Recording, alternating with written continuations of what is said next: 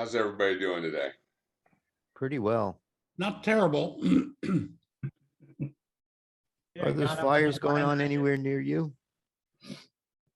Say again? The fires. No, that's all cleared up around here at least. Well, I got up in the morning and didn't fall over, so it's a good day.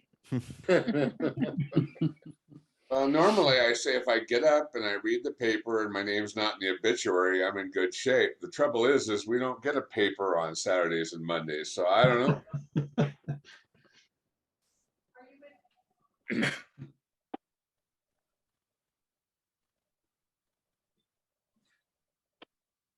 Right.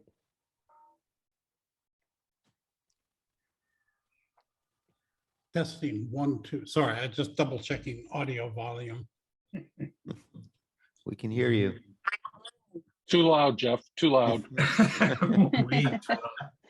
No. Seriously, it's too loud, or you're just giving me shit? No. It's too loud. Giving you shit. Yeah.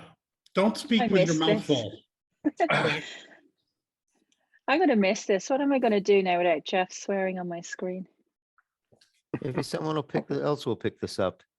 Start doing some of these things. Nobody's that crazy, John. Problem is you know everybody. Not everybody, but through the help of people like Jeff, I get to know people. And, you know, it just triggers and goes on. I mean, it Well, started off Jeff slow. is the runner-up, right? What was that, Brigitte? Jeff is the runner-up. Yeah, I mean, when we had Jeff on with the Epson Printed Gallery reunion, that really kicked things up quite a bit for me here. That brought a lot of people in. Few people can't make it today. Matthew Jordan Smith says hello to everyone. He's in Japan too. He wasn't going to get up at 2 o'clock like Blaine. I couldn't miss this. Couldn't miss it. Well, Get thank up you. or stay up?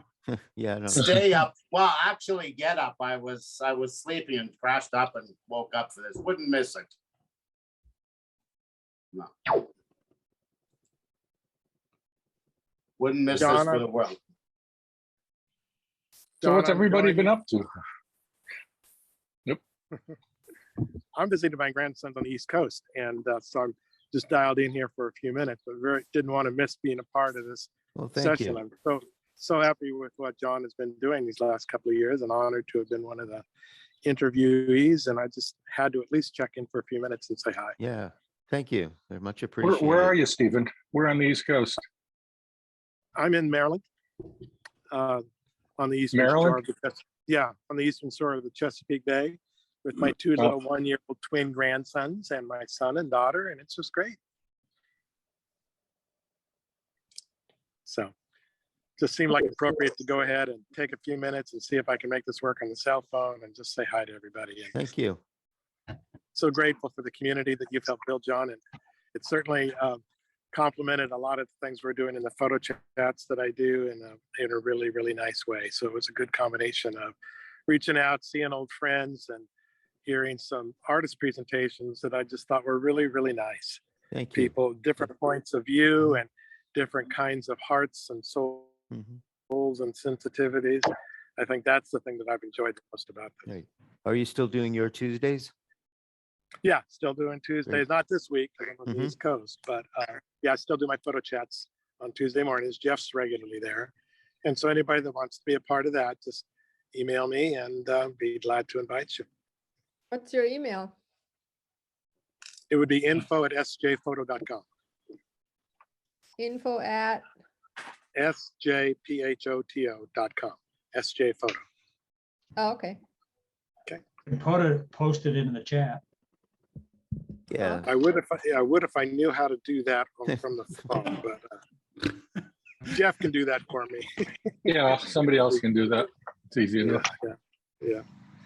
Yeah, there you go. Thanks, John. Yeah, we don't have speakers so much as we just have a chance to talk about the things that are on people's minds photographically, the questions that come up, and then people tend to show work. And so it's a much more casual affair than a formal presentation. Did you have that? That we've done those about 100. chats before the Conicello conversations, or was that Yeah, doing yeah. so? I don't know. I started right as the pandemic began, so probably in March It's or probably March or concurrent. April. Yeah, Okay. probably about the same time. Yeah, done over 150 of them at this point, I think, Hey, Tony. which is pretty amazing. Hi, how are you? Great, great. I see Hey, John, Mr. how are Newler you? is here. Good, Kevin and Bob. Nice job with all this, John, by the way. You know, you set a precedent with the pandemic. Good job. Yeah, I wish- think you changed Is it some of our remarkable, Kevin? How lives. well, and we're seeing more of each other than we would have otherwise if it hadn't been for the pandemic, and now being able to communicate with Zoom. It's an amazing outreach. Maybe It we really should do sort this on a of- monthly basis. It really sort of extended the sense of community amongst photographers rather than the isolation that we sometimes exist in. Yeah, that's really true. Definitely. And across the world as well, not just in the US for you guys. Absolutely. I mean, there are 4 of us from 3 different countries that, as a result of being speakers on here and meeting one another, we continue to engage and share and encourage and inspire one another. Yeah. And that is because of John. Well, glad to hear that. Yeah. Thank you. It's been great. If anybody's interested in Antarctica travel, Mhm. I'm holding a Zoom meeting at 6 o'clock on Wednesday on PhotoPXL. You can go and find the link there, photopxl.com, and we're going to answer questions about traveling to Antarctica. Steve's been there, Jeff, we've all been there together, but I've been there over 20 some odd times now, and I think I have 2 or 3 trips left in me. So we have a trip in February, and if you want the ultimate photograph, If I remember correctly, there's a leopard seal that Kevin actually had an affair with on one trip. Wasn't that the case? yeah, probably same one that wanted to bite you or did bite Yeah. you. Did bite. Well, that was a fur seal that bit Yeah, me. that was a little fur seal that rose out of the ground and grabbed me. You look like a good target. Kevin, can you put that link up in the chat? Sure, just give me a minute. I'll give you more than a Kevin, minute. I'd be good for one more if you want me to come along. Yeah, I've got a big one planned. How would all the people that have already done the South Georgia one, I'm thinking of doing in the next year or two, once all this pandemic stuff really settles down, a grand finale of South Georgia and Antarctica, 21-day trip like we did before. So I love South probably Georgia. the last trip. That's one of the most remarkable places I've ever been. Yeah, so can I count you in on, Stephen? You can come on that. We'll bring Jeff. I can come help teach it if you want. You never know. Just, I'm thinking of taking the whole ship again, just like we did before. So I just need to see that there's interest in there and that traveling is easier than it is now. Having just gotten back from Europe, what should have been a day-and-a-half trip took 3 days between flight cancellations and all sorts of problems. It's Well, at least you didn't test positive like Bobby Lane and Lee Veras. Those Yeah. poor guys got stuck. Of course, they got stuck in Venice, Yeah. which like even room service food in Venice is good, but still they had. You know, Jeff, about they're back there right now researching for a Tuscany workshop. Yeah. So they've gone back to Italy so quickly after having gotten COVID there. yeah, Well, Yeah. it's if America is one of the few countries you still need to get tested and to come back, and the test you do has to be online. So they got some person watching you, and you got to set all this stuff out on a table, and they watch you put the thing in your nose and swab it around and put it in a card, and then they set a timer, and in 15 minutes later they come back and you have to hold the card up and they have to tell you whether it's negative or positive. And of course you can tell that yourself, but luckily I was negative and everybody on our trips were negative, but it's quite the process to be able to get home. I was in Amazing. I was in Paris, and we just went to a drug store and had it done. It just had to be done within 24 hours of flying, which the drugstore even knew. So they checked to see what time's your flight to make sure that we were within the 24 hours. But it was easy just to go to any drugstore They swabbed it, and within an hour, we had the printout and the email and everything else we needed to come back. I didn't have to do anything coming back from Canada. No, not Canada, but Maybe you not know, Canada. We were I've in got another Mexico. friend. I've got another friend who just picked it up in Tuscany as well. So it's definitely on the rise. We were in Mexico, and the resort had a doctor on staff. We just walked in and, you know, got the test, and 15 minutes later, the result was in our email. yeah, there's a number of ways it can be done. You know, when we're doing workshops and you're in the Faroe Islands and there aren't places like that, you just use these tests you buy before you leave, and they're quite simple to do. I mean, it's 15 minutes, and you know, you just turn your iPhone camera on and they give it to you. And it's nice that you get some extra ones in case, you know, but I'm surprised after all this, I still haven't gotten COVID, but you know, vaccinated and twice booster. Like, all I can do is tell you that, you know, my father-in-law died from it. My wife, very, very sick from it. And it's not something you want to have. Mhm. So Well, I'm going to change the subject and Gotta be ask careful. Julie, you have a book out or something like that? What have I seen happening with you? I had well, an exhibition postponed due to COVID, if I can just mention that. But Sure. yeah, no, we managed to launch it last week. So yeah, I got Epsom sponsored the brochure for the exhibition, so I was delighted with that. Yeah, so really, really good, really, really good. So I'll be running over the summer here in a local gallery. How are things in Ireland and in general? I suppose it's a bit the same. There was huge delays at Dublin Airport yesterday. So if you're trying to get out of Ireland, it's impossible with the security checks. They just don't have enough staff. So at the moment, yeah, it's kind of like everything's cool, but like there's not enough staff for the hotels, not enough staff for you know, all the different things. It's I think it's the same around the world. It's just, you know, trying to get to grips with all the different crises and trying to Yeah, my get wife back to some flew sort of, one day last week. I don't think it was Thursday morning. And she said the security lines at SeaTac here in Seattle went out the airport into the parking lot. Wow. Yeah, I saw the video they shut the airport for down. Dublin. Mhm. Yeah, I Hey, saw John, a I'm video gonna- for the Dublin one. It was insane. It was a lot of Yeah. people missed their flights, they said. yeah, I think they said 1,000 people yesterday missed their flights, and they've no extra staff coming in, and the bank holiday weekend's coming up this weekend. So basically we have to stay put, but yeah, and the weather is freezing, but like, you know, what can you do? Just pick up your camera, go do something. John, I'm going to sign off. Yes. Thanks everybody for some virtual acquaintances we've got a chance to make. And Hi, Steve. again, Bye, again, Steve. just Bye, to Steve.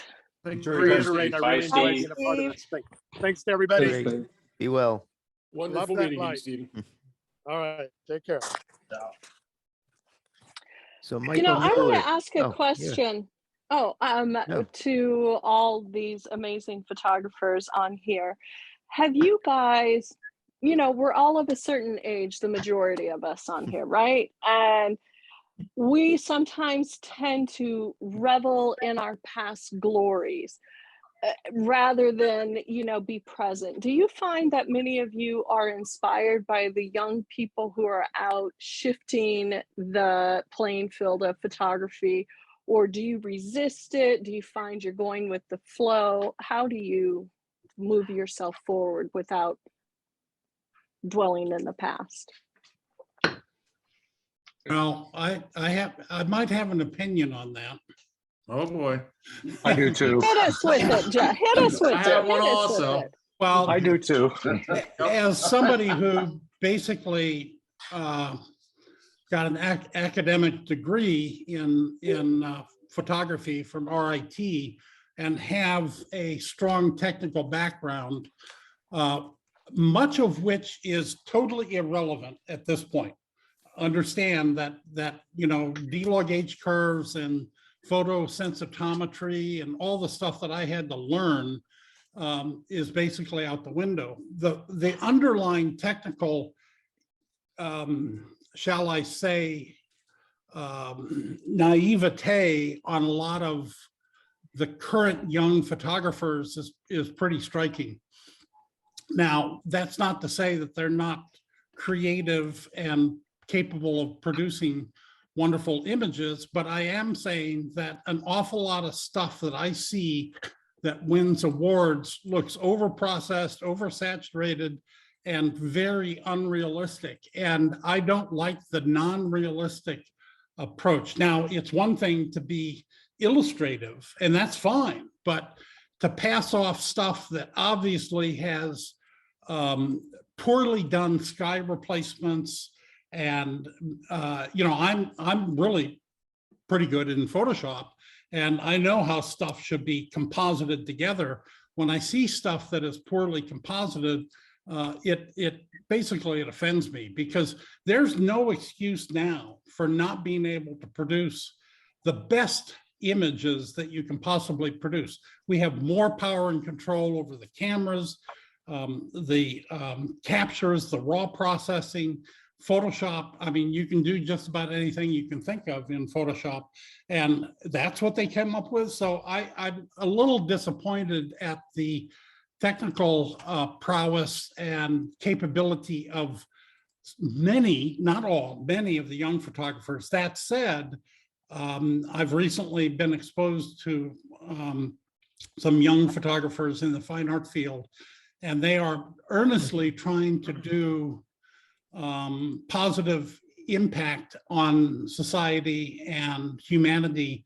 And I appreciate their efforts in that regard. So I just wish they'd learn a little something and then be able to exhibit a degree of restraint in processing the images. I have a It's not similar, just, it's not similar just young feeling. photographers. It's, Yeah, it's older ones as well, I think, Jeff. There's a fashion to do over processing, over sharpening, over saturation, all sorts of stuff, which I see, as you said, lots of competitions, even international competitions, and copying the same styles of work again and again. Not a lot of originality, not a lot of pushing the boundaries. I know it's difficult to be original, but I see so much stuff that I think I've been seeing the same stuff for years. I'm bored with it. I've been working with some people in Ukraine doing war photography and portrait photography under some pretty tough situations. And I've been impressed with how, with just bare minimum photography, they've been able to emote some emotions with some courage that reminds me some of the work of Larry Burroughs in Vietnam, but some of it is, these are portrait photographers whose studios have been demolished and are now out in the field with the armies, and it's pretty impressive. I'm hopeful. Yeah, I'm missing the technical side of things in people.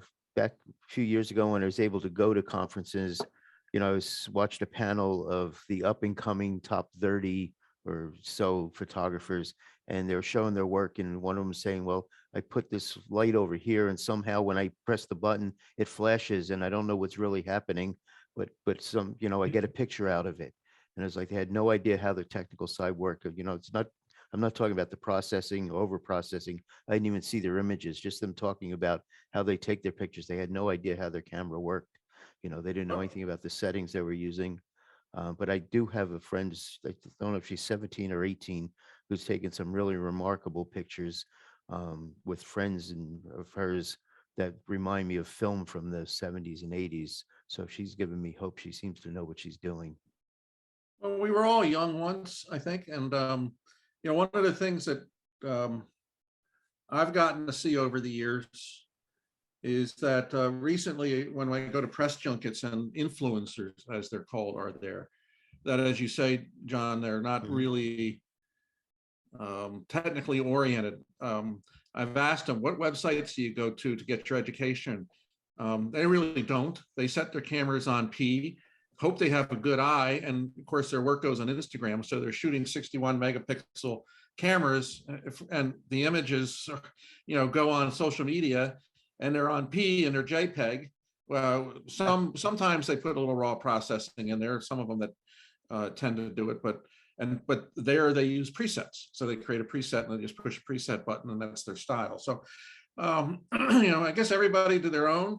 I think that the thing that guys like us that have been in the business earning a living for 50 plus years, It's like sooner or later, these people are going to have to pay a mortgage and put food on the table. And, you know, sooner or later, they're going to have to get serious about how to make a living in photography rather than just, you know, posting pretty pictures of people in red and yellow raincoats in a landscape.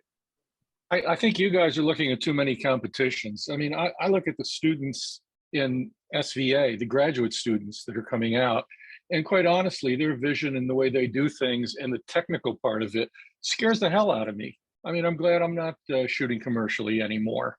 I think, you know, it's like we're trying to describe an elephant, you know, the blind men describing an elephant. It depends on what part of the elephant you're grabbing. I think everything everybody's saying is completely true, but there's another side to it too. And I've been seeing some new vision, and technically the guys at SVA are incredible. Greg Gorman just spent a week doing large format printing with them. You know, and Tom Ash, who's such a great color expert, the chair of the department.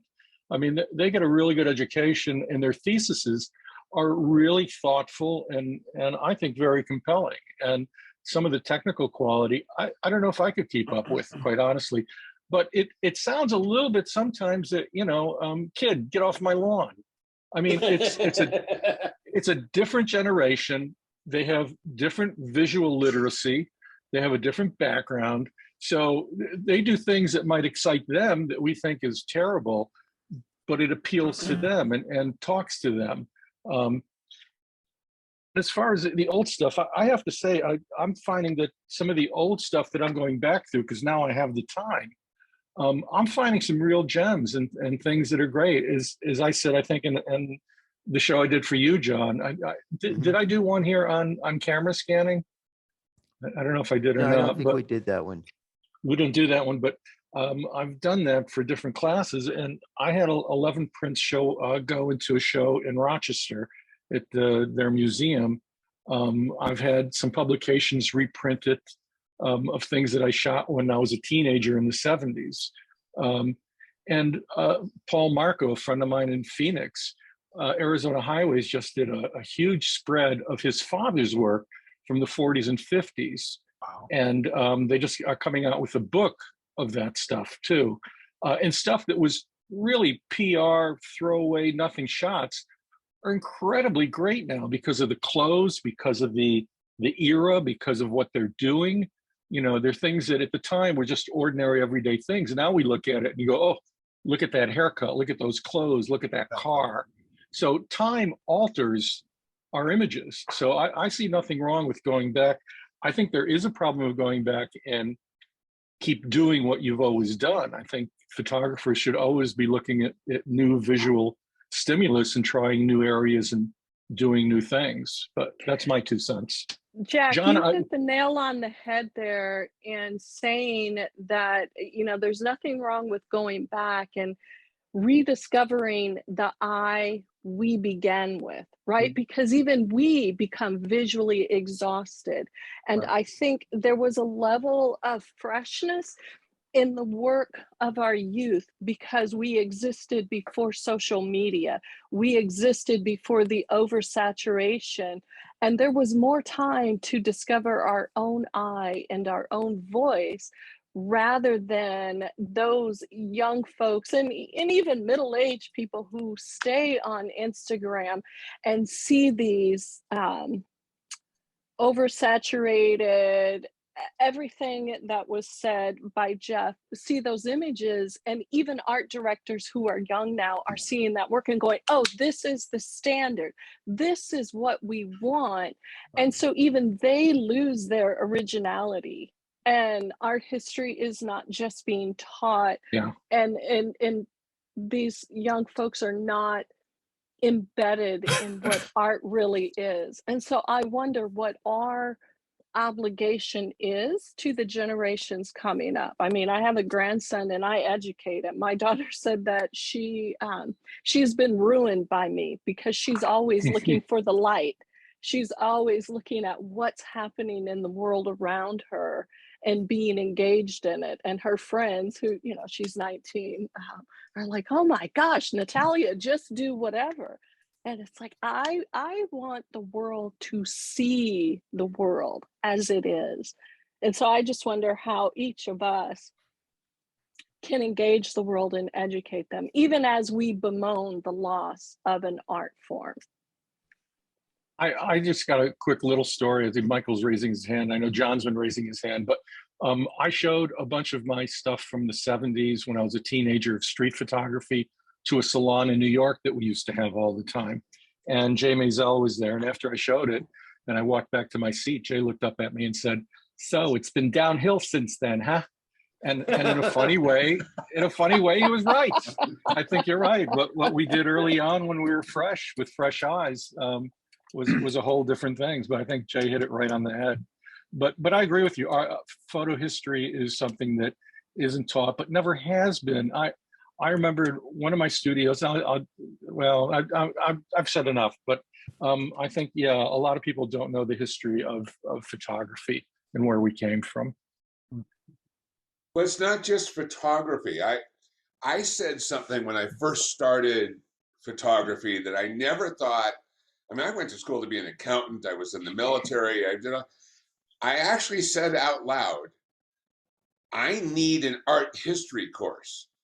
Now, I've never heard anybody who needed an art history course. I mean, those were the people who went to school because they didn't know what it was they were going to do for a living.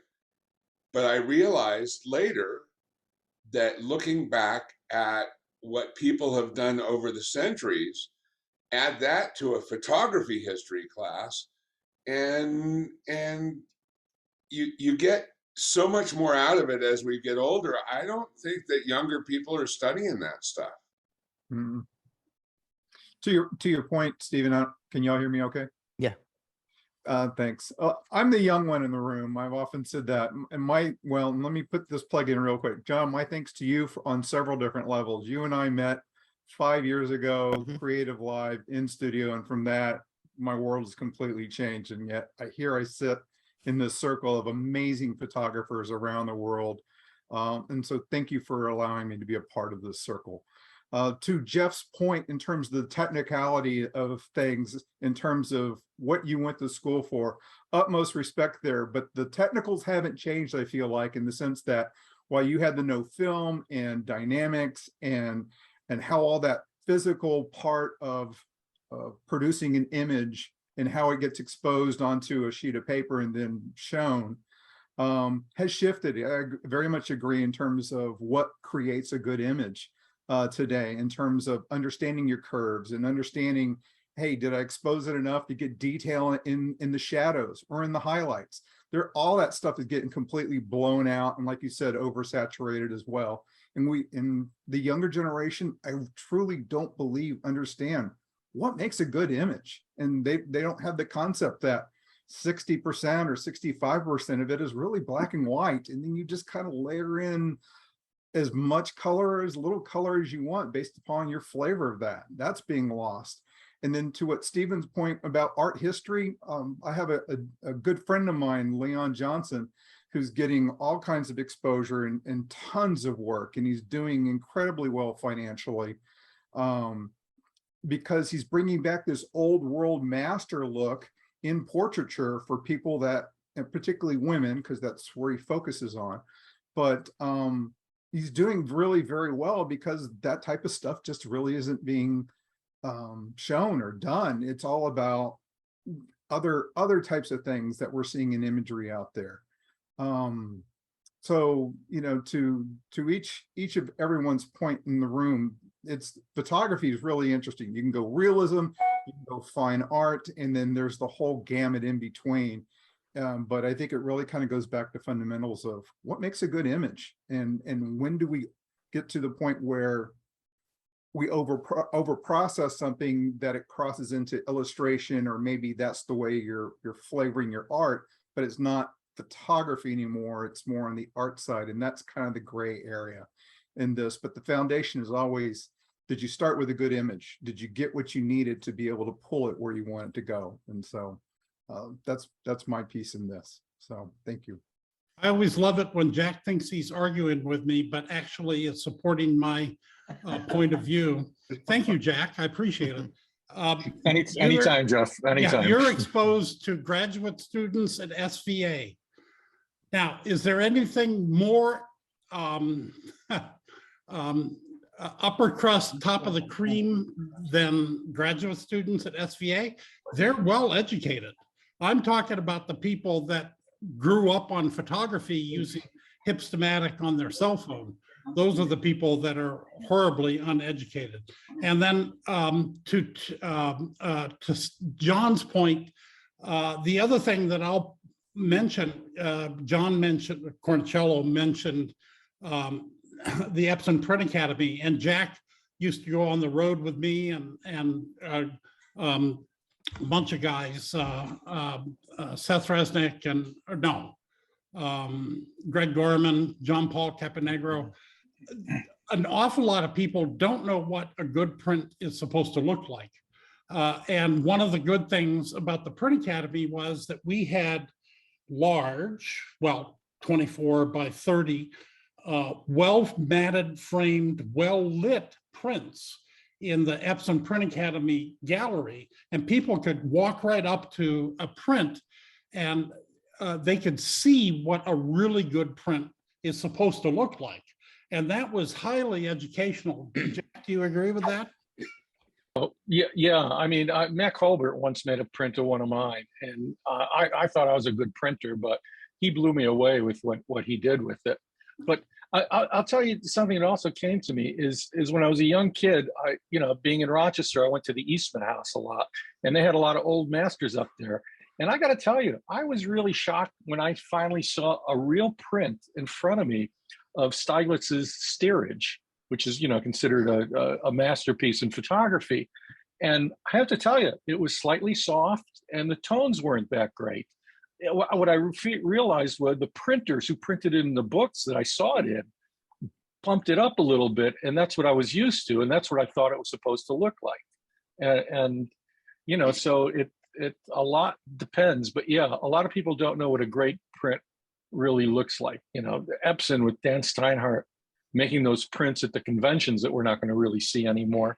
I mean, I always wanted to look at those prints because they were just, masterful printing and just wonderful imagery. I'm going to miss that. Yeah, Michael, you've had your hand up. Need to go to the bathroom. No. Does anybody that's listening to me know what Fauvism is? What is? Fauvism. F-A-U-V-I-S. Fauvism. Well, Fauvism actually is a branch of Impressionism that really deals with stuff like Mondrian used to make, where it was big, bold colors, like what we're calling oversaturated. That's Fauvism. Oversaturation, big, bold colors. Okay, I'm more for that. Next. Do all of us consider ourselves artists? I hope the answer is yes. We deal with light. The traditional artist deals with paints and pigments and colors, all right? We deal with light. I'm going to make a statement that is probably going to get everybody's gut, but that's what I used to be anyway. I don't care how the artist got to where he or she made that piece of artwork. I don't care. If I like it, I don't care if they used a bazooka. I don't care if they smeared a baby's diaper onto the paper. All right. If I like the image, that's all I care about. In addition, I never saw an image that said it was made by a male or female, never said it was made by an octogenarian or a teenager. I never saw an image that said it had testicles or a vagina. It's an image by an artist. And yet everybody is concerned about all this frivolous stuff or minutia, and they're they're forgetting about the final product, which is the print. Is it good? Is it bad? Is it ugly? And that really only pertains to you as the viewer. Because if you hate it, guarantee you somebody else is going to love it. And that's what's happening in art today. I look at images in magazines and on TV and from contests, winners. And I got to tell you that maybe less than 10% of the images that I'm looking at are good. The rest of it is crap. But unfortunately, or fortunately, depending on how you want to look at it, I come from a world called Madison Avenue, where the art directors at that time and the creative directors at that time actually told you, what you're showing me is shit. Or if you come in for a thing for Tropicana and you're showing them oranges, I mean, you're showing them grapefruits, the kid art director says, yeah, but we're doing an orange juice kind of thing and you're showing me grapefruits. What the hell's the difference? A citrus is a citrus is a citrus. One is small, one is big. We're getting so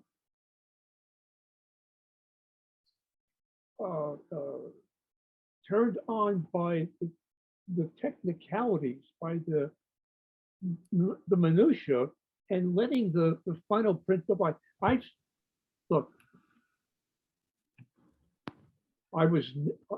I'll never be a great, although all of us that are listening to me would like to be a great. The upper crust. Can't all be there. You do the best that you can. But damn it, I know what a good image looks like, and that's all I care about. I don't care if it was shot with a DSLR, a mirrorless, a Canon, a Nikon, a Sony, a prime lens, a secondary. If the image was, like Jack said, a little soft, so what? Look at the image. And maybe the softness of that steerage shot adds to the greatness of the actual shot.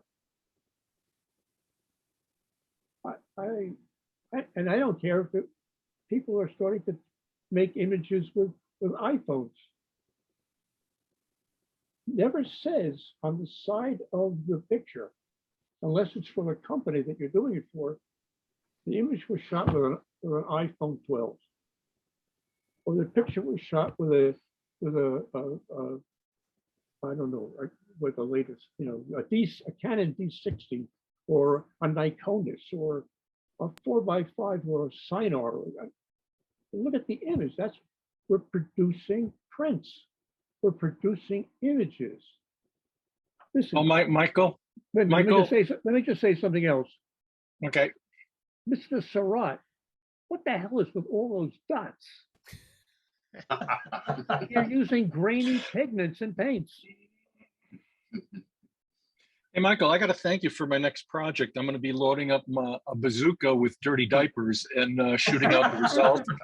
And I think it'll make great images. Hey, I got news for you. How about the guy that took a banana and gaffer taped it to a wall and took a picture of it, and then they turned it into an NFT. And somebody bought it. Somebody actually bought it. So it's like Barnum, it's like Barnum said, there's a sucker born every minute. I think, Michael, that you make really valid points. I think I just want to add to that and say that we want to master our craft. We want to be master craftsmen. And I think we approach that with intentionality. And, as painters, right, you have kindergartners who are doing paint and who are in an art class, and as parents we hang that art on the wall, but we would never say that there was greatness behind it. What's behind that is love.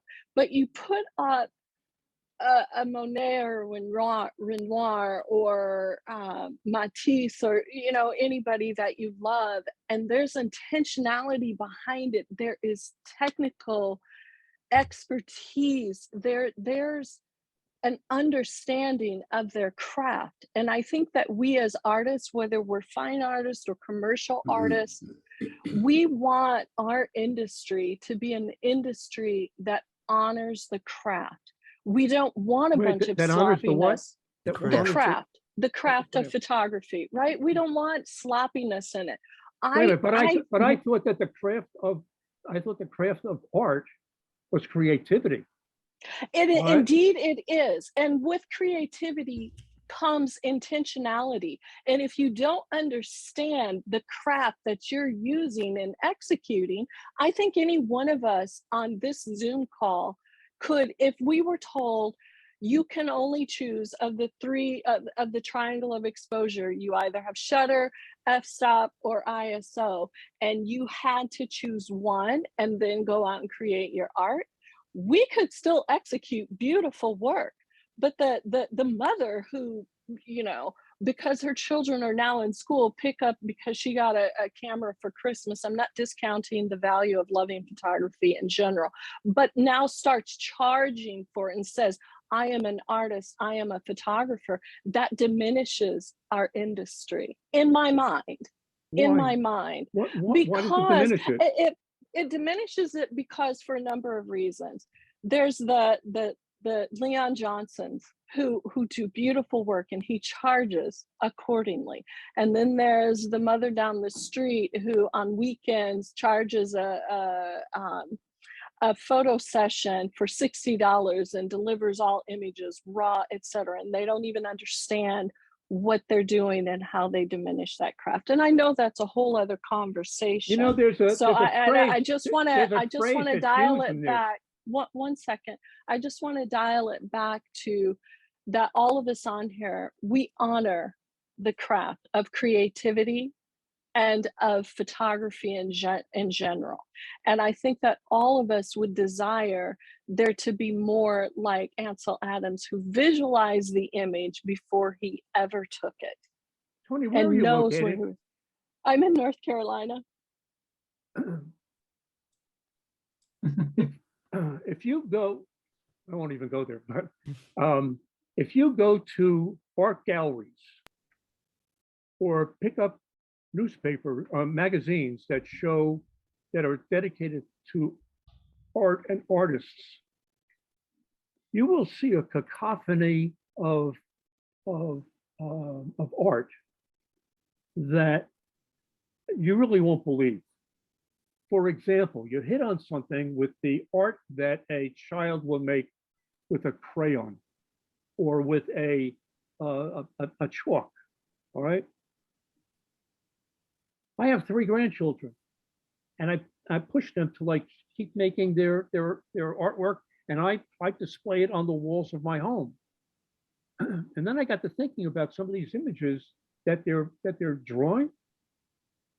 If I put them in a nice frame with a nice mat, some of them would actually match, quote unquote, the crap that I'm seeing in art studios, in galleries, all right, selling for a lot of money.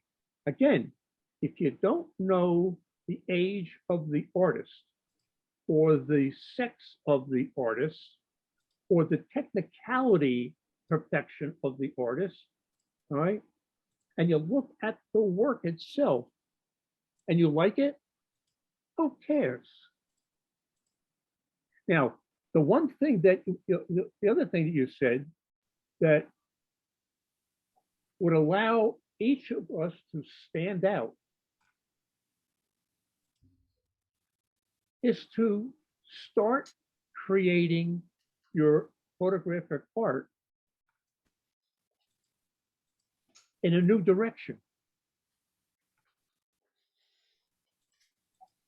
A new way of seeing. If you keep on, the person I'm about to mention, I really liked him. All right, Monty Zucker. Monty Zucker taught classes on how to pose the subject matter in front of you. You put your left foot out, you put your right foot back, and then stick your stomach in and turn it all about. And everybody in the country that was doing weddings, bar mitzvahs, and portraits was doing Monty Zucker's style of photography.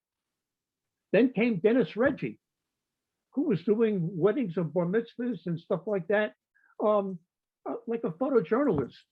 And it turned everybody's head around, including Monty.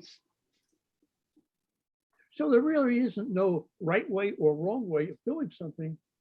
It becomes the fashion of the time, the style of the time. But there's also, Michael, there's also a visual literacy, and some people who have art history or photography history, for that matter, look at things very differently.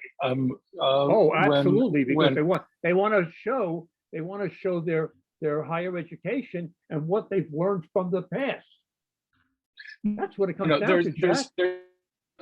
There's something else. When French Impressionism came out, it was a new way of seeing, and the establishment said it was crap, and they didn't know what they were doing, and it was just sloppy.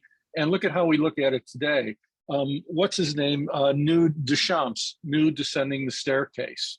When people looked at that, they said it was a mishmash. What it was Duchamp looking at the new technology of photography and understanding multiple exposures, which the general public didn't know or understand. When they got that visual literacy, then that work was more appreciated. I think when you go somewhere and you're saying this artwork is crap, a lot of it is, there's no question.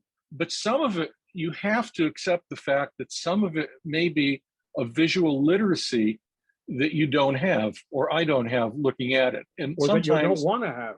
So on a different note, folks. Go ahead. Good note. Good can note. I circle changing. the plane around for a different landing? Please. John Cornicello, for no apparent financial or anything other than just being a good guy and trying to help the industry, started doing these conversations. And I got to tell you, when he said 150 conversations, it's like, oh, it couldn't have been that many. But I went back, I didn't actually count, but it's about 150. And there are some really pretty impressive people there. I particularly remember John Paul and his dad. It was one of the first times that I remember seeing JP and Paul on a conversation. And they've actually done that a number of times for the Santa Fe workshops and for Maine Photographic. So JP and Paul are working on a book together. And so not that I'm saying that John was the instigator of that, but bringing those guys together was pretty cool. I really loved Karen Pasalis's presentation. She's a good presenter. She's a good teacher, but it was really emotional to see her work. And it was also one of the reasons that I ended up taking a workshop with her and Elizabeth with John Cornicello, which later in the presentation, I have some embarrassing pictures of John Cornicello from that workshop that I'd like to present. Probably me sleeping. Well, I got one of those, yeah. Oh.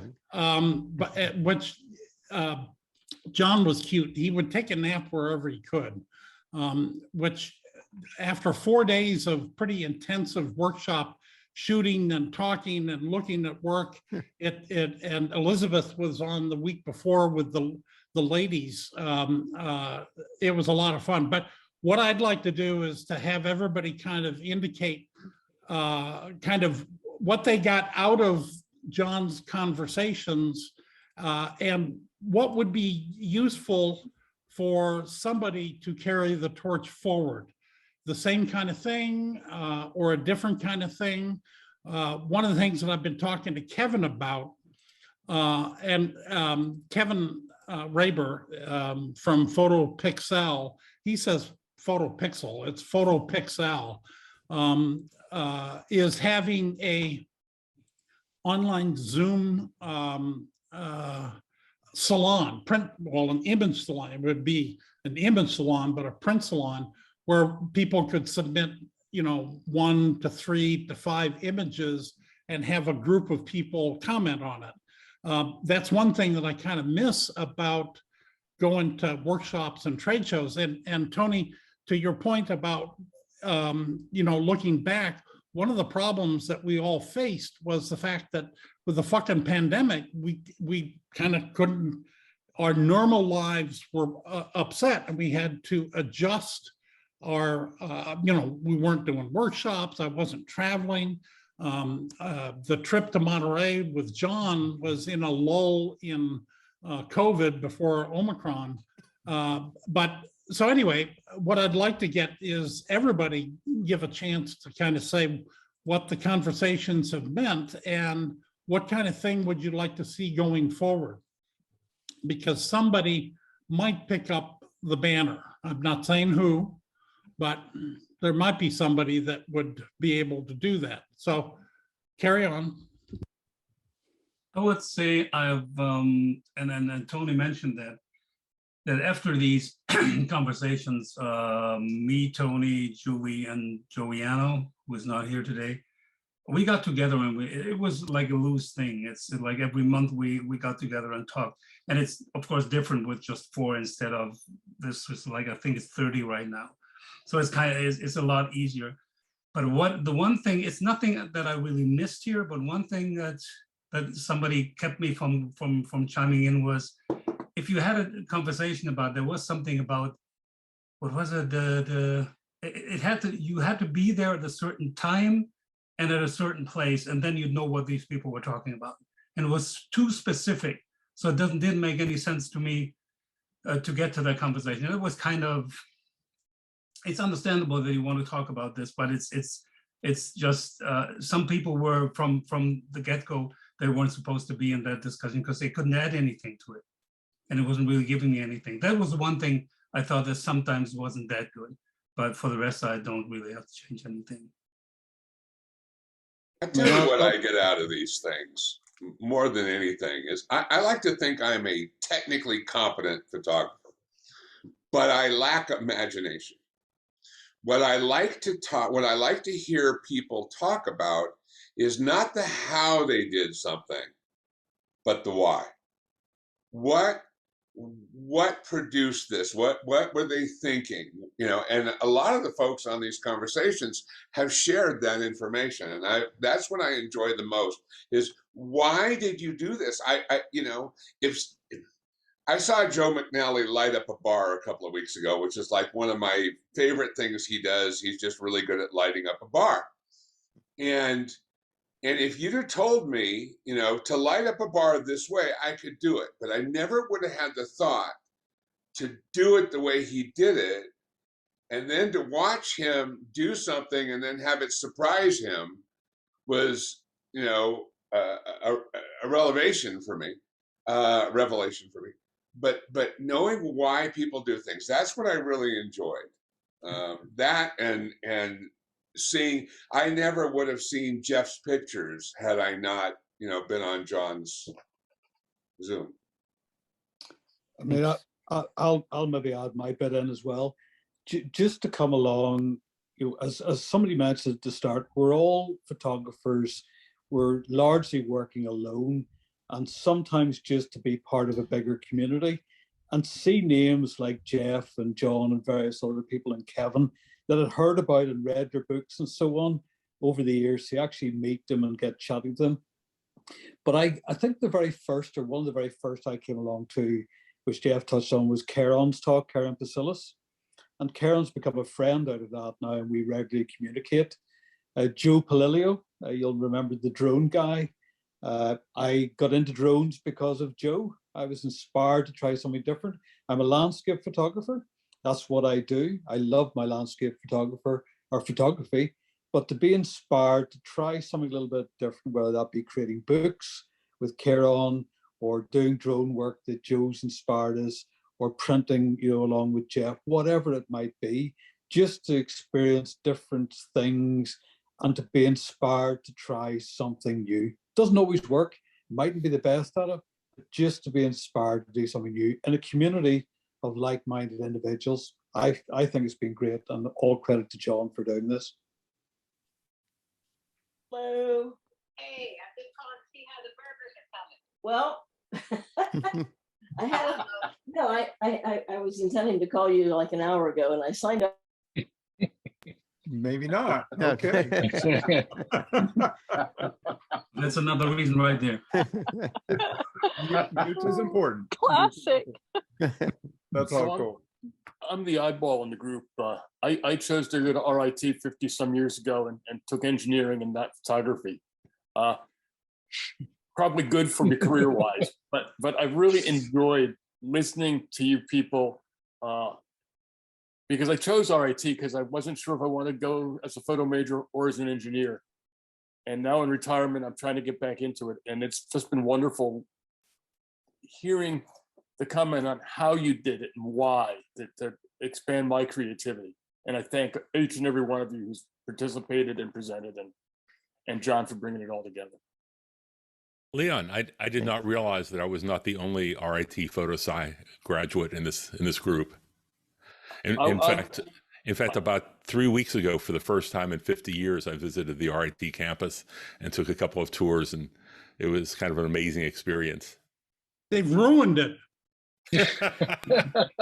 What happened to the dark rooms? No chem lab.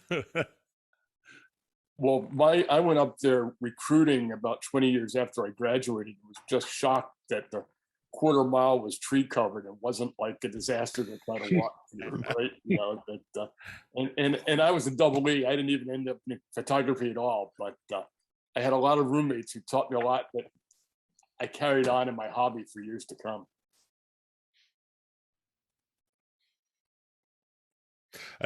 I enjoy this group because not only the information from the various presenters, I just like this group. All of you have become my friends, and it's just been a great experience. I like this group because a lot of you like to talk, and I don't usually have a lot to say.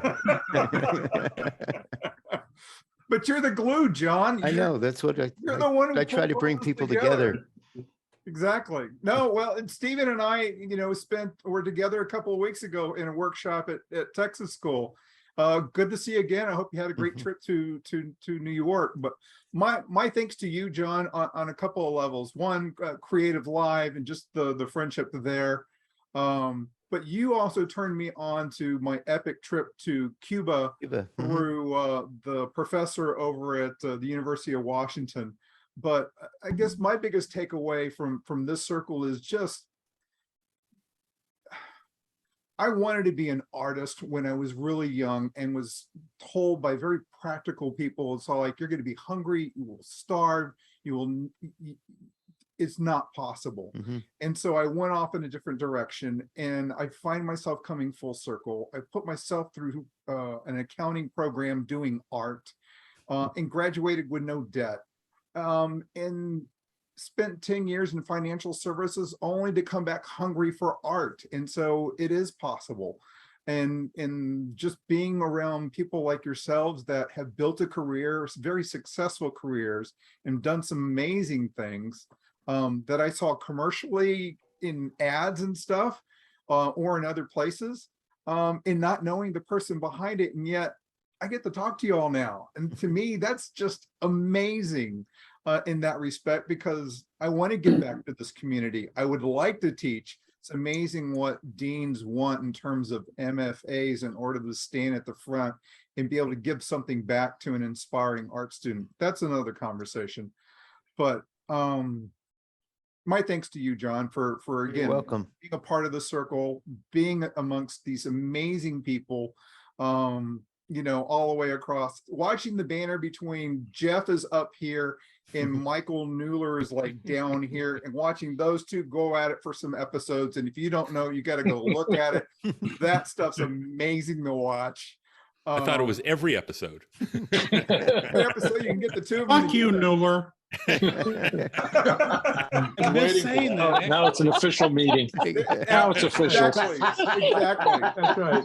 And then Julie across the pond, and then Holger over in Germany. It's just such an amazing community. And, you know, I hope to find myself in a teaching platform and being able to reach out to each of you as your time and your interests allow. So that way artists teach artists. And I guess that's the biggest message, and photographers teach photographers. And that's the biggest message that I guess I'm trying to convey to people who either will allow people like myself or anyone else who wants to teach, and to realize, like Michael was saying, it is, our currency is light, but when you get back to it, what were you know, Leonardo's and the Michaels and the Monets, they all had a unique vision, but they were all just capturing light, and their medium happened to be a palette knife or a brush or whatnot. We happen to use a camera, and then it's how we interpret that and then pull our vision, whether it's realism or other things, with using the tools we have. But it's a fun journey. And so, you know, John, amazing to be a part of that. The points that you brought out earlier in this conversation were actually the points that I used to create the Explorers of Light. The whole vision of the Explorers of Light was that East Coast photographers could go to the West Coast photographers could go to the East Coast, and people could see these people live and in person. All right. Unfortunately, those events were never filmed to be archived for the later the next generation. Right. The Arnold Newmans, the Henry Wolfs, the Brian Lanker, Jimmy Moore. I think the essence of what we're talking about, the person that came to mind was, you know what the largest organization, photographic organization is in the United States? Anybody? Are you talking about trade association or just association, business association? No, of photographers. Of photographers, it would be PPA. Bingo. And the vast majority of the quote unquote photographers in PPA are school teachers, businessmen that want to do something on the weekend. I got to disagree with you, Michael, because you haven't done a deep dive into what makes up PPA. I will tell you one thing. Some of the wealthiest photographers I've ever met were members of PPA, not commercial guys that I knew. And I knew that for a fact. What you're saying is a factoid. It's partially true, but it's not completely true. And Jack, you have to either be pregnant or you're not pregnant. Partially pregnant, partially not pregnant. The vast majority of the membership of PPA not the vast majority. Okay. I was a member of PPA. I would agree with Jack. I originally was a member Jack of PPA. I was a president and chairman. Jack was president. He knows the organization from the inside. What does that mean? It means we've looked at a lot of data about our We looked at a lot of metadata. and who were Doesn't the mean a members. goddamn thing. All right. No, I looked at a lot of data about who the membership was. That was a big thing about membership retention, how and why. Michael, you're talking at it from quite a distance, at arm's length. You really don't know. Anyway, for people who ask, the archives of these are going to live on YouTube. I know enough to say this. All right. And Mueller is now muted. I've wanted to do that for so many fucking meetings. and Cornicello finally gave me the ability to mute people. He's still going too. I'll unmute you. I'll unmute you, Michael, if you agree to talk about the conversation, not about the past. So go ahead and unmute. I can't hear him. He's muted. He has to unmute So himself. I'll go while Michael figures that out. Okay. I had to gather my emotions, but even as I'm beginning to talk now, I feel very emotional about these conversations and about the impact that they had on all of our lives. But for me specifically, you know, I met John at the Palm Spring Photo Festivals, and I loved him from watching him on Creative Live. I just loved his gentle nature and level of humility that he displayed. And so when I first saw him at the photo festival, I literally felt like he was, for me, almost above Jay Mizell or any of the others that I met and saw. I just felt like I was meeting the truest star in our industry because of everyone that he assisted in, the level of kindness and how much love we impart on him and we all feel for him, all the greats, right? Like everybody loves John. And so to be in the presence of one who is so beloved is truly an honor. And then for him to befriend me and to see me, this nobody, and I'm not saying that like everybody now say, oh no, you're somebody. Like I know I'm somebody, but I mean within our industry, and to be a person who aspires to be a great, so that when John asked me to talk and to share this work that I had been doing, the level of validation that gave me was so very profound. Like, I know I don't touch the legacy of those I'm in the room with, but it fed my soul, and it propels me forward. And even the Michael Muellers, who in my conversation, who said something that challenged me and pissed me off, like, it still compelled me. And I said, no, there's value in those words. There's values in his confrontation. What pissed you off? Oh, that's beside the point. Beside the point. We don't have the hours. Us. We don't have the Right, hours. right, Sidebar. I found the gift in that. I found the gift in everyone's reaction to one another and all the lessons. And you know, I apologize for even being on video now, but I was out gardening and shoveling compost, and I just couldn't bear to be seen with dirt all over me. But I had to run in, right? I had to come in and say, no, I need to be here for this goodbye or this thank you kind It's of just thing. a change. It's So, not a goodbye. And as I said, yeah, the right. archives will keep on, and we'll all keep in touch. You know, and my thing on Creative Live, I mean, my job there was to be a mind reader. You know, people would be teaching something, and you know, they'd ask for something, and I already have it in hand ready. You know, so let's see how we're going to do this. Maybe I'll need, and I'd hand them something, and oh, that was what I needed.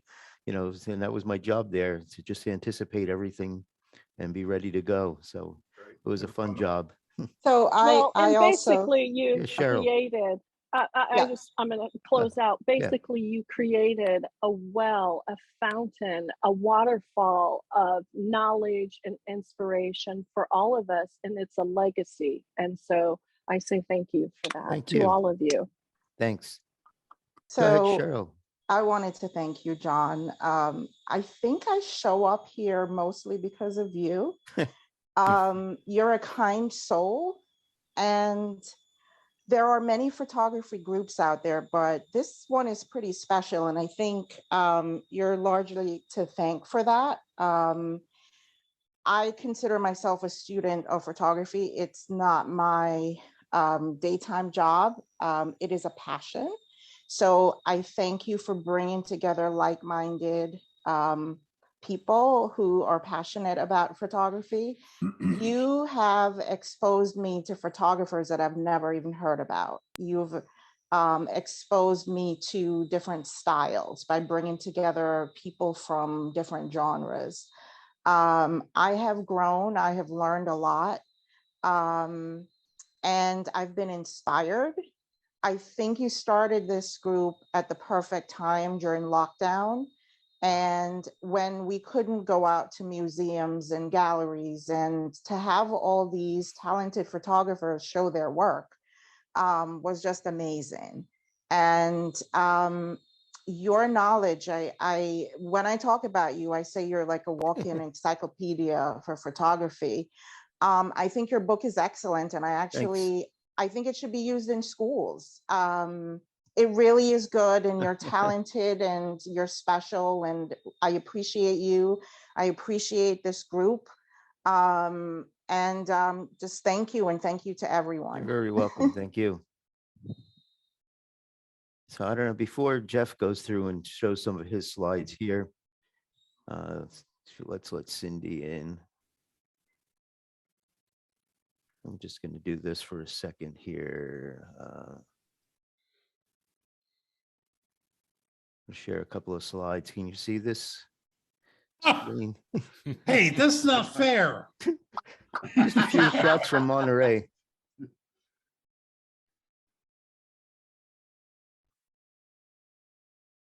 You can hit the F key, John.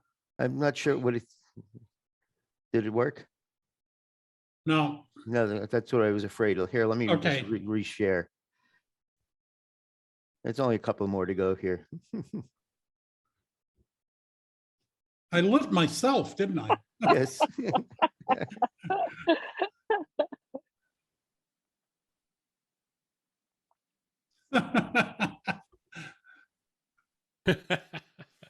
I got a good shot of John doing that. So anyway. All right, so turnabout fair play. You got in there ahead of me.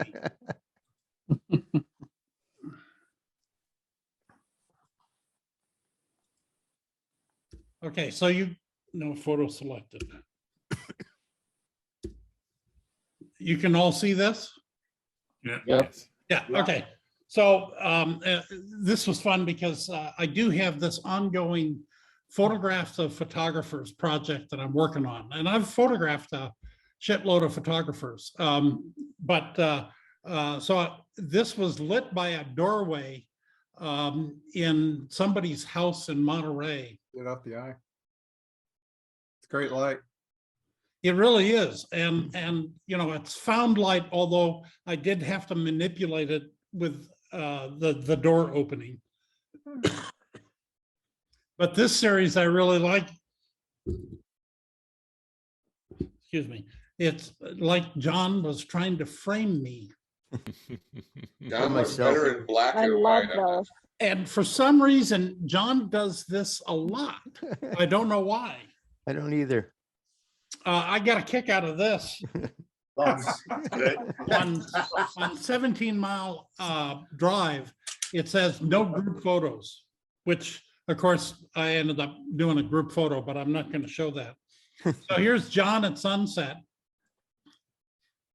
and John and Karen at sunset. I really like this shot. And John shooting, and then shooting me. For some reason, I don't know why photographers like to shoot each other. This was our group at our first dinner. We shot some models along the beach. This was kind of fun. I'm not really a model shooter, but the girls got low angles. And then we had breakfast together every morning. And this was a really good breakfast, actually, in Pacific Grove. Then we went to Kim Weston's house, Edward Weston's house. And this is Karis, right? The cat, named after his second wife, I think. But we got to see Edward Weston's darkroom. Today's Kim Weston's birthday. Today's Kim Weston's birthday? Yep. Cool. And the darkroom, it was really kind of interesting because it was a film and print darkroom with no enlarger because he just primarily made contact sheets. And I actually got to hold Brett Weston's negative. Kim had it and it's hole punched and written on no print. Yeah, it's he Holland did- Canal, Huh? Holland Canal negative. Yes. And he didn't burn all of them. He burned quite a few, but film doesn't burn real well. So a lot of it was dumped in the water and with a chemical to have the emulsion lift off. Here's Kim and John, and then John, Elizabeth, and Karen. And then John shoot me. I noticed you need a new lens hood. It's dented. This was John in Kim's workshop. Did I ever send you a picture of this? No, John? you didn't. Okay, well, I'll send you this. I'll actually send you this whole thing if you want. Sure. Okay. And he's got the Weston Wildcat t-shirt. And I think John, the reason he got into shooting nudes was that he fell in love with nudes because of Edward Weston. Is that correct? That's one of my. Yeah. I think I remember you saying something about that. Oh, I photographed nudes on that bench many times. On the bench? Yeah, that bench has been the background for many That bench? photos I've done. That particular bench, yes. And then, of course, on 17 Mile Drive, it's the tree that shall not be photographed. And I photographed it several times. It's the lone cypress, a trademark. My reaction to the Pebble Beach company is, fuck you, sue me. And it's seen better days. And the poor thing is like a shadow of its former self. But John shot it and he was brave. And then we got to spend the afternoon together, which was fun, just going around looking again. I mean, it's like, is that he expression. Jesus? What is that, John? I don't know where it comes from. But you do it all the time. Here, I'll do it now. Yeah. This was really funny because John and I both shot the same tree, of course, at sunset. And what was really interesting is sometimes it's handy to be short. John his camera was about 6 inches lower than my camera. And one of the things that you'll see is that on his shot of this, and I don't have his shot, this actually was right at the horizon line and the composition was so much better. And I'm thinking, I never really wanted to be a short photographer, but it would have been handy to at least lean over to look, but I never did. Yep, once in a while it works out. So, and then Elizabeth likes to shoot into Mylar. So here's John shooting into Mylar. That's very embarrassing. Huh? That's embarrassing. My lens hood is on backwards. I never do that. I saw it all the time. I'm such a proponent of lens hoods over filters and the lens hood always front. And I always tell people to turn theirs around. How did you catch me with? Here's a self-portrait of John and myself shooting Mylar. Again, shooting me again. A close-up of me being shot by him. And then the face. We got a couple of really foggy days along the coast, which was a lot of fun. And then here's John as a butterfly. He did a shot of me, but didn't line it up nearly as good as I lined him. No, I didn't. We got to see Elizabeth Short in her little gallery exposed, which was really cute. And then a picture of John and Elizabeth together, and then John shooting Elizabeth, shooting John. And then this is the sleep nap. John taking a nap, close up, and awake. And then I'll leave this as a parting shot, just in case you get tired, you miss seeing my face on Zoom. Here's a photo to stare at if you need a fix. Best wishes and many thanks, Jeff Schewe. So this now will be forever recorded in this Zoom. And I see you're smiling. You're smiling for you, John, Jeff, in that picture. Just as much. Yeah, I mean, a side effect of this Parkinson's thing is sleeping a lot. I don't know if it's the Parkinson's or the meds, but today I'm awake. So It's a good day. Well, it was also a lot of work, and Yeah. we were on the go for like 4 days. You know, it's just a lot of running around, and when you think hard, you use up a lot of energy. I'll have to remember that. I'm Yo, Mike. thinking. Hats off to you, John. I really appreciate this. Jeff, thank you for reaching out. I would have never known this is the last one. And in Japan, it's now 3:20. And this is only the third episode. I would have loved to have joined more. And I'm constantly watching these on rerun and catching up as it goes along.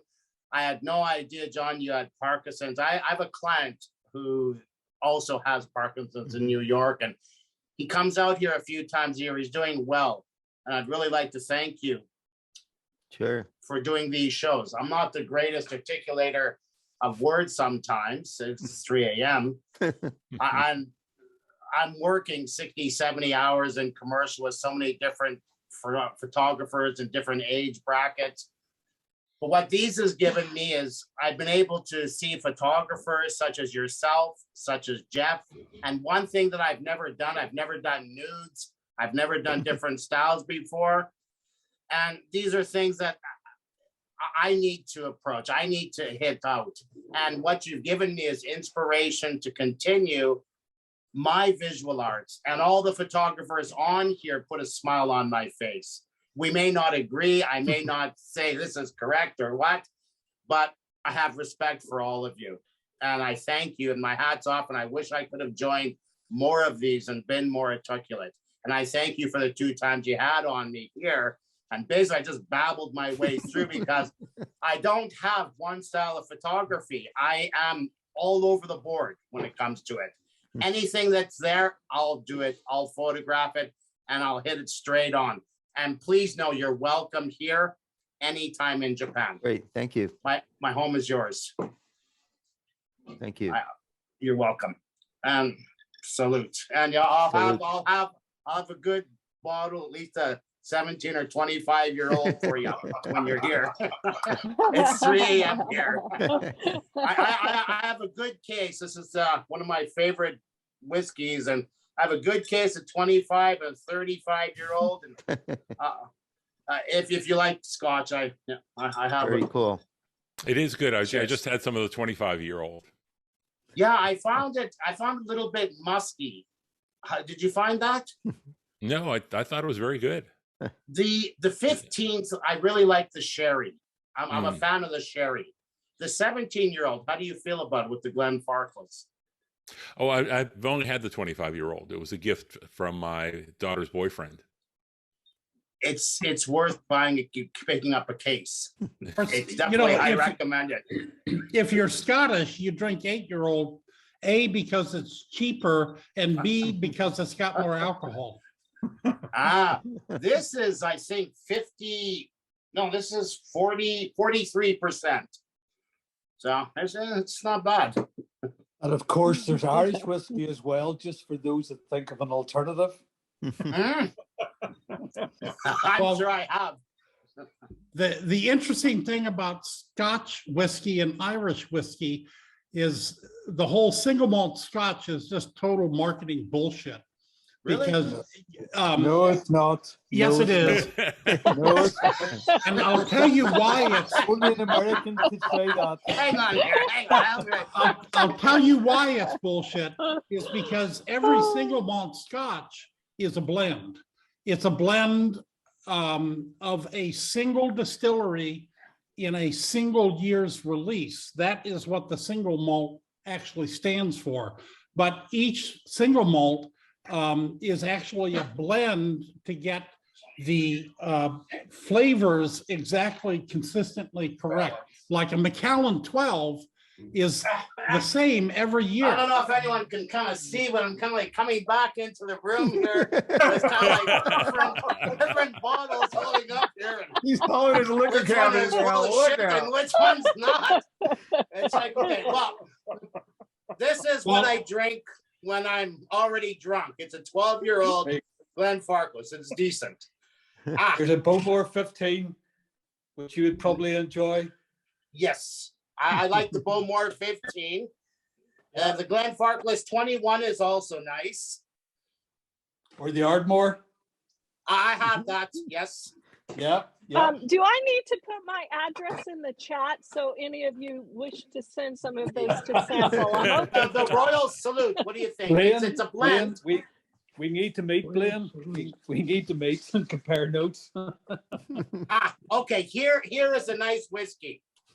It's only a 12-year. Yeah, that's nice. That's lovely. How do you pronounce the name on that one? Please, if you can for me. It's Bunahabian, Bunahabian, I believe. Bunahabian, I would say. Yeah, and then there's this. I just got it's a birthday present yesterday for a limited edition. Is that a Glenlivet? Yes. Yeah. Limited edition. I haven't really. It's the there it is right there. Common tool. Yes, I just got that, and I'll savor this one. I'll savor it. And it even came with a serial number on it. It's a sweet bottle. But anybody who comes over, I always have a case or so around. And I have wines and Blaine, I'm on my way. Yeah, come on over. Yeah. Me too, Blaine. I'm there. Yep. Well, you're gonna have a house full. It's 3 a.m., 3:30, so I'm allowed. I'm not so much of a beer drinker, but there's spirits and I have some tequila, but mainly I have whiskeys and cases of them. They're kind of like under the house and here and there. And like, oh, another box, another case of whiskey. Wow, there was a present. I always tell her. Yeah. From students or professors. I do lectures and I used a pseudonym for years for my photography. And I only followed a few American photographers, European photographers, and I photographed a lot in Africa, West Africa, East Africa, Central America in my younger years. I spent 6 years in the backcountry, as some may know. I talk quickly. I love the art and I love being in it. And I just love all photography. I'm not going to even get into the past conversations. Just cheers, John. Cheers. Thank you. And you're welcome here anytime as John, a guest. I think you have a new direction, John. On this week's episode of Photography and Flights, we're going to get into. Actually, I was talking with my business partner. We were going to make whiskey. Another photographer, he was doing a tequila Wednesday or tequila Thursday. Oh, that was Art Wolf. Yes, but he was doing tequila. What was it? I think it was Thursdays. And we were thinking about doing whiskey Wednesday. Okay. Yeah, tequila Thursday and whiskey Wednesday. Not from Mexico. We could do the tequila thing. Yes. And White, monochrome Monday. Everybody needs to post monochrome Monday on Instagram or Facebook. Isn't it Mondays with an S? Mondays. Monochrome Monday. I just set my camera again. The strangest thing, Jeff and John, I want to bounce off you. I had visual artists who are colorblind. And I always help them edit their photos. We just did a gallery in Europe. It didn't do great because of what's happening with the pandemic. And myself personally, I'm struggling right now because I see color and that's what I visually see. And I set my camera to black and white the other day, and it really helped me with the new, what do you call it, the mirrorless. Thank you. I actually have a couple of them now, the Z9 and the Z7 Nikon. And I'm able to see in black and white, but I've always struggled with it because I see in color. What do you think of that? What advice you could give to me?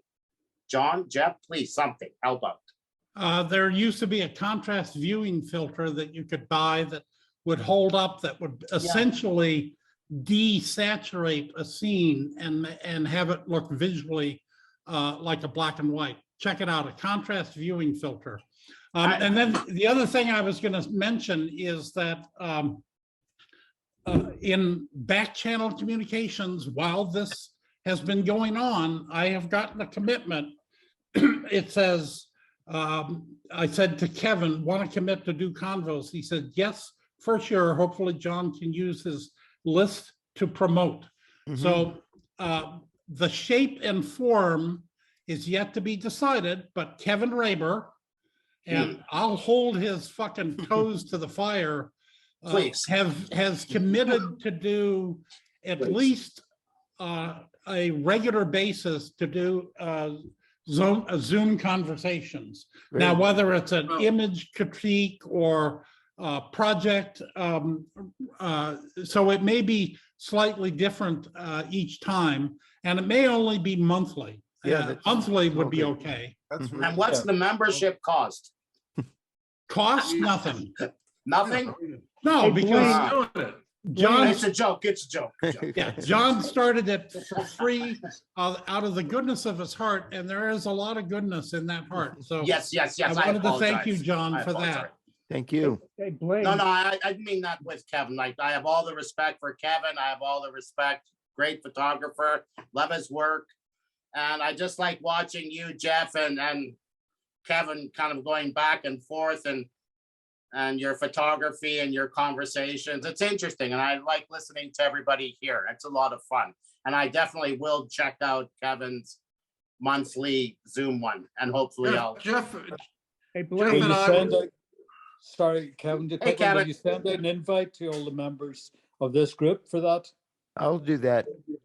Okay, we'll, cool, we'll John. work it out between the list I have and John and Jeff. Jeff and I have been talking about this for a while, and I guess this is just the fuse, the fire to light the fuse, and we'll get it off the ground. Great. A lot of projects we're working on. Great. So Good. Thanks, forward to Elizabeth. seeing. I should show some pictures. I have Jeff and I went out shooting a few weeks ago together, and we had a pretty fruitful day. So that was always fun to be shooting with Jeff. You're fortunate. Great. Jeff's amazing photographer, one I've looked up to for years. I've always seen his work when I'm doing my commercial work, and then I check Jeff's work. I always looked up to him for years. Yeah, Jeff and I have traveled to many places in this world and have lots of good stories to talk about. He's probably got some embarrassing pictures of me, which he can keep. And I have a shitload of embarrassing pictures of you, Kevin. Hey, but John, I also want to say, thank you too. Not only do I've always admired your work, but I was thinking back about where we were a year ago and 2 years ago in this pandemic, and we just started running our workshops again, and I'm leaving again for a 2-week back-to-back workshop in the Palouse next week, and it's just Nice. it's nice to get back out. But you certainly provided us an avenue for getting together and keeping our interest going in photography at a time that was rougher than any of us could have expected. So Great. my hat's off to you, my friend, and I always have loved your photography too. Thanks. By the way. Appreciate it.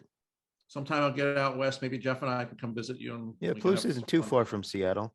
I don't know. So we'll see. You stay safe out there, Kevin. Always. Well, so far we had a great week in the 2 weeks, or actually 3 weeks in the Faroe Islands.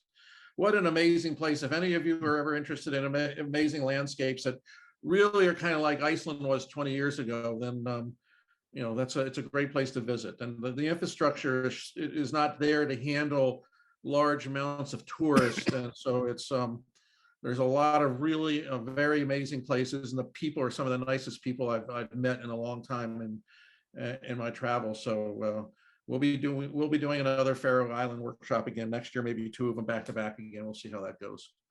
So Great.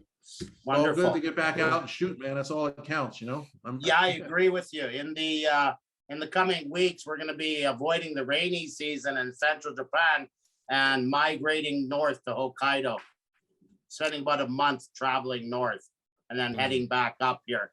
It's always nice to get away from the rainy season in central Japan.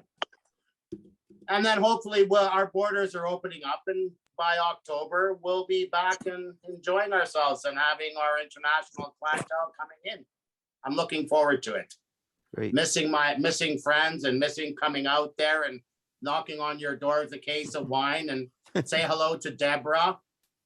And I framed the piece of art that I have from her. Thank her. It's a beautiful piece. I'll do that. Cool. Well, I want to thank you all. This has been a lot of fun today. Thank you. Cheers. Cheers. kind of melancholy, John. Yeah, but it's good to hear that it's going to continue. Well, Yeah. something is going to Yeah, continue. something's going to continue. Yeah. Whiskey Wednesday. All of you ought to start thinking about photographs. You know, we've talked a lot. Now, this is a chance with what Jeff and I are planning to do where, you know, a lot of, you'll have to put your photographs up there and we'll learn from each other in regards to what the images are. And, you know, hopefully, you know, some good comments and criticism and, you know, things that will help you grow your photography skills better. So that's what it's all about. It's not a competition or anything, I suppose. It's more a chance to share. Mm-hmm. So Jeff and I will work out the details and we'll get it out to you as soon as we can. Perfect. And I really missed Charlie Gibson, John. He lives in Pacific Grove, and we just missed each other when we were out there in Monterey. And it just very close to actually meeting with him. And now he's quiet. Charlie, wake up, Charlie. Okay, go back to sleep. In there somewhere. He's muted. Is there a thought of having a conversations live event at some point where we all actually get together and share some scotch? I'm certainly willing to do that. I've done that before on my site, but I think we got to stick to photography because sharing scotch and doing all that might be the wrong direction to go. Elizabeth, can you clarify on what you mean by pricing?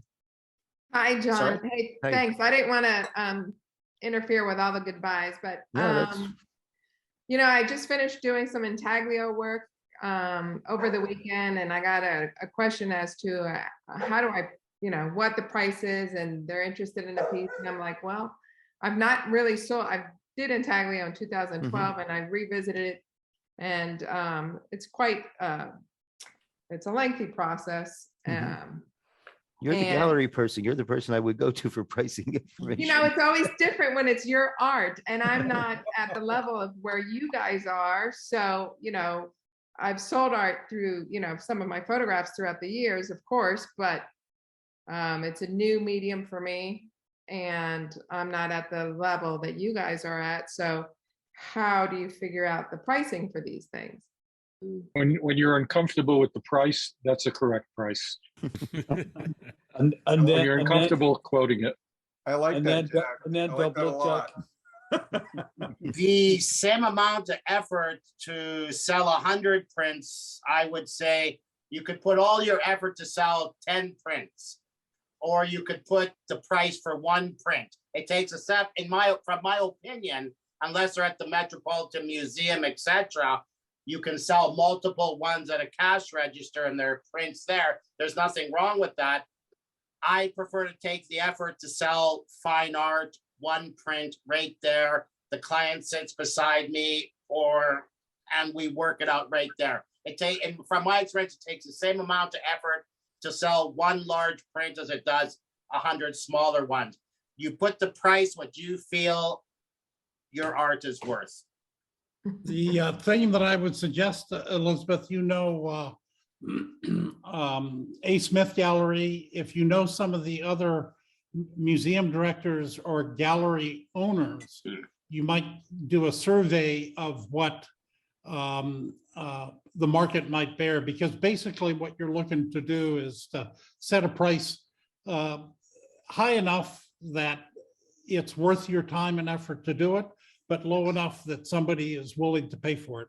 Because if you set the price too high, nobody's going to buy it. But if you set it too low, then you're going to end up undervaluing yourself.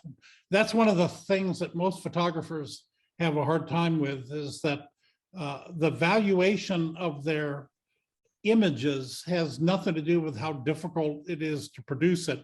It has everything to do with what the image looks like and how it affects people, and do they fall in love with it.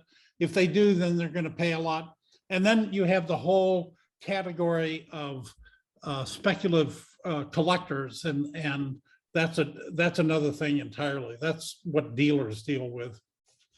You know, on a side here, Jeff, I got a funny one, maybe someone will appreciate. I was at an opening and there was a little bit too much champagne going around the gallery. And I was standing next to this woman from Japan, and she's drinking and she's explaining about 10 minutes she was going on about what the photographer's interpretation of this one image was. And I'm sitting there and her friends are trying to drag her away. And then they're trying to, get her. And then finally she goes to the left of the photo and she sees my picture there as a photographer. Well, she bought the print. Yeah, limited edition. It was one of my most memorable ones. But wouldn't you agree that it takes the same effort to sell 10 that it takes to sell one? Would you agree or not? Jeff, what do you think? Well, it depends upon the context and the circumstance. Yes, if of things course. are hanging in a gallery, that's one thing. If you're selling decorative art, well, the big difference is decorative art versus collectible art. If it's decorative art, it's moving by volume. If it's collectible art, then you want to kind of be exclusive and limited in terms of the number of people that get it. On the other hand, it'd be great to have a whole bunch of people buy a whole bunch of your stuff, Elizabeth. And I like your work, by the way. Thank you. And I didn't get this. You saw it in, it was in the A. Smith Gallery, correct? Yes, thanks. So.